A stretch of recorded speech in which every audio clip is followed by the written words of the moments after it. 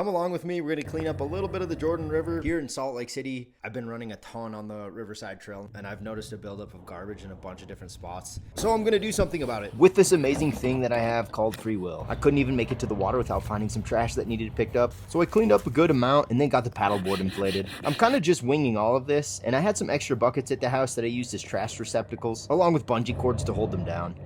Now we head down the steep incline and get in the water. And the main reason I left the fin off my paddleboard was so that it didn't snag on things. I was super stoked to finally be in the water, and the garbage hunt was on. And what's that? A piece of garbage. Our first piece of garbage. From the water, at least. But then another came, and another. And within 3 minutes of being in the water, I came across something I didn't know how to handle. It was a shopping cart and not a grocery store in sight, but I had to try, so I pulled, and it was not budging. I reached inside and could feel it was full of stuff, so I started emptying it out, and my efforts were rewarded. I was able to break the surface of the water with it and scoot it closer to the riverbank. But as you can see here, it's way too steep and overgrown for me to lift it out, so I tried to get it as empty as I could so I can get it on my next trip. I pulled out a 5-gallon bucket and got it nice and clean, and then what do you know?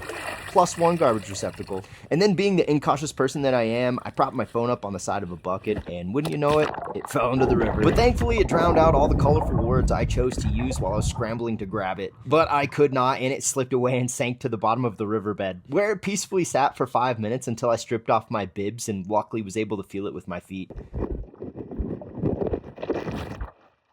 After a sigh of relief and a quick celebration of $1,200 saved, I busted out the Jerusalem joggers to try those out since I was soaking wet anyway. Then it was time to finish up with the cart, and there wasn't a ton left to clear out, just a big old backpack with not much in it. And the chacos were getting stuck in the mud, so I threw the waders back on. My garbage buckets were filling up super quick, and I moved the cart as close as I could to the edge of the river. And it turned out there was a rope attached to it this whole time, so next time I go, I'm going to leave room on my paddleboard for it. So now I'm going to move downstream to what I deem the great garbage patch of day one, and grab anything along the way. As an animal lover, it was reassuring to get to see some turtles chilling and some birds skedaddling. And if there's anyone out there that sees me doing something that might be harmful to creatures or their habitats, please let me know, because it's coming from a place of ignorance on my end, and I would love to be educated. And about 100 yards downstream from where I jumped in the water, this is the great garbage patch of day one. Yeah, and it's so deep here it actually made my oar cry.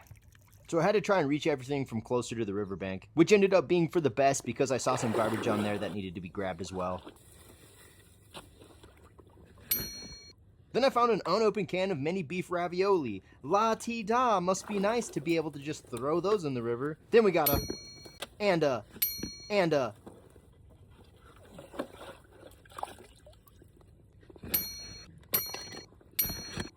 But now we're getting back